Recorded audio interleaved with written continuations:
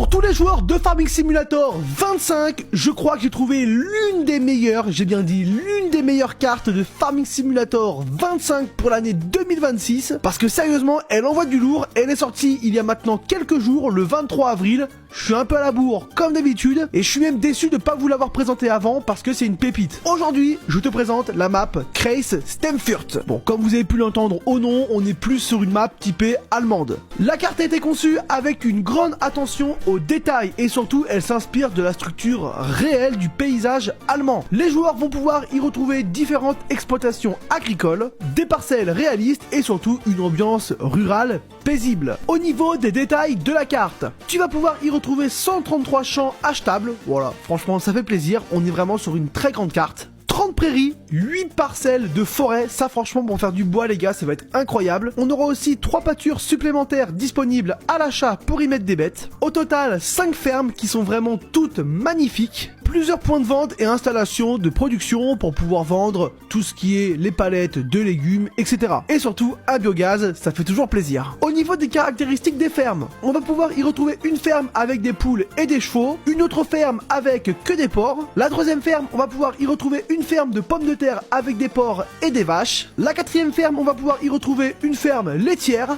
que avec des vaches. Et pour la cinquième ferme, on va pouvoir y retrouver des vaches et surtout un élevage de poules. Non, franchement, au niveau des fermes, le créateur a vraiment géré. Au niveau des parcelles, en tout cas dans la moyenne, elle se situe entre 1 et 3 hectares. Et surtout, on a 2 parcelles allant de 17 à 20 hectares. C'est les plus grandes de la carte et franchement, ça fait plaisir. Donc oui, quand on regarde tout ça, on peut s'apercevoir que c'est une très grande carte avec plusieurs fermes, mais du coup qu'on est sur des champs typés moyen, petit. Et en plus, il me semble que j'ai oublié de le dire, la carte est compatible pour toutes les plateformes, donc console et PC. Et surtout, elle fonctionne en solo et en multi. N'hésite pas à aller l'installer et surtout à me dire si tu joues dessus actuellement. Parce que sérieusement, pour moi, c'est une grosse découverte.